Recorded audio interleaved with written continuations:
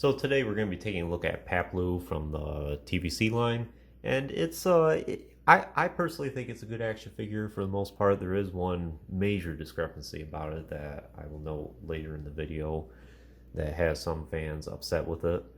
But it was a much needed release. He is part of the original group, I suppose. He wasn't released until after Return of the Jedi. I think it was during the around 1985 when they were doing the collect coins with the few action figures that were released during that time, like Sim Alu, for example.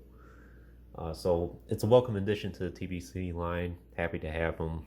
And he was also released alongside as a Walmart exclusive for all three of these action figures, the Indoor Leia and the ATST driver, which are now both reviewed on the channel if you want to check those out. And this completes that set. So let's take a look at the package here first before we get into the figure. It also has that 50th anniversary of Lucasfilm logo. Nice image of Paploo there. Note the teeth he has on him.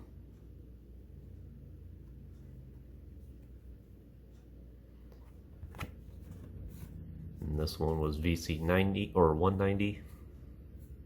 And now all three are reviewed on the channel if you want to check out these other two. Timeline of events. Same mumbo jumbo of all the languages.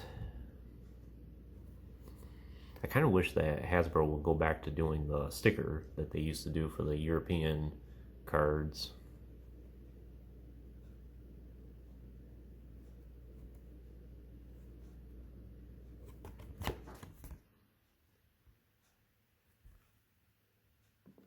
So that's the package. This is the first Ewok I'm reviewing on the channel.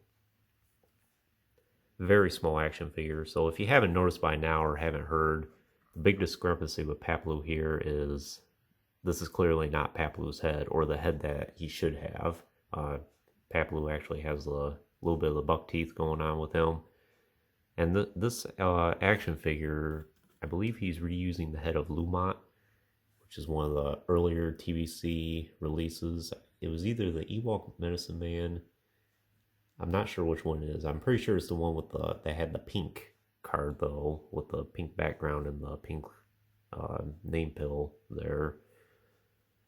So that's unfortunate that Hasbro got a little cheap on us, a little lazy, and just reused an old Ewok head to make Paploo instead of sculpt an entirely new head that he needed.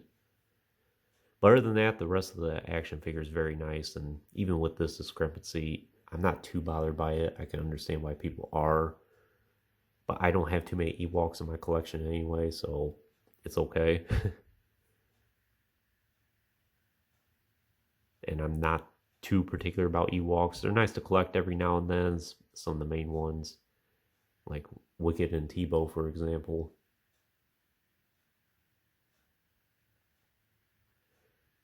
But he does have very nice paint apps. I think the photoreal turned out really nice on the Ewoks. He has those glossy eyes about him.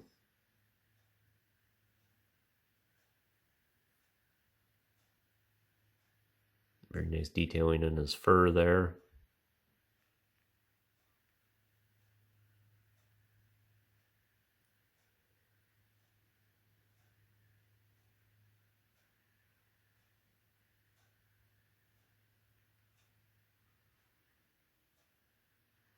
Nice detailing in his headscarf there.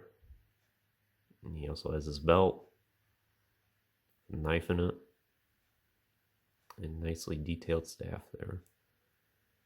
So in terms of articulation, he does have a hinged neck, I'm pretty sure. Yeah. Of course it's restricted with his headscarf here, but it's not that big of a deal. You're not going to have him in too many dynamic poses, and what you can pose with his head seems to work just fine, I think. He does have hinged shoulders, hinged elbows, swivel wrists, and a swivel waist. At least I'm sure it's a swivel waist. Yeah. Then hinged hips, which is pretty unique for an Ewok, actually.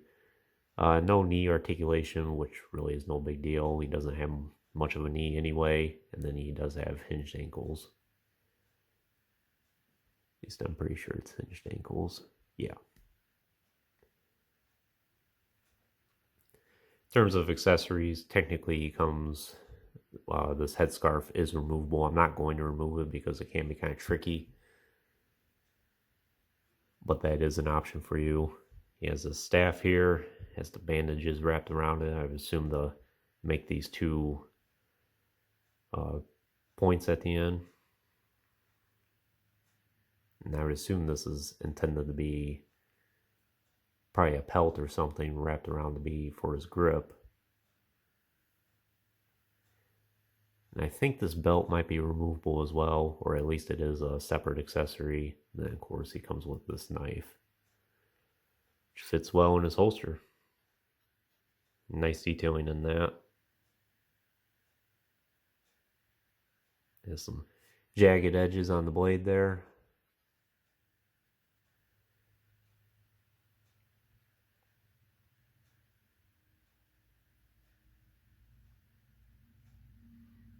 I forgot to mention that feather on the top of his headscarf there. It looks like he might have like some type of bone, or that might be just clay or something that's intended to hold his feather in. He has one here as well. And his ears are poking out of his headscarf there.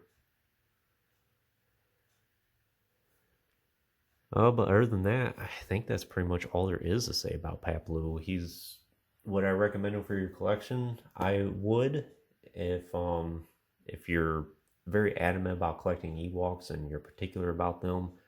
You might be disappointed with this release, but if you're just a casual collector of Ewoks like I am, or you just want to have a few for your collection for background display or to interact with your stormtroopers, I think he's a perfect release. He looks nice for what he is. Yes, he's not 100% accurate, but I like him for what he is, and I'm glad to add him to my collection.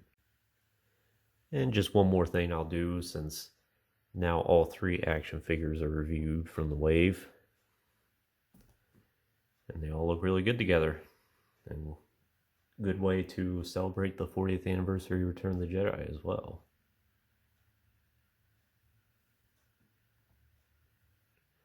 So anyways, that concludes this review. I hope you enjoyed it. Stay tuned for more reviews in the future. There will be plenty more to come. And if you haven't already, please like the video and subscribe to the channel. That way you know when more videos get posted.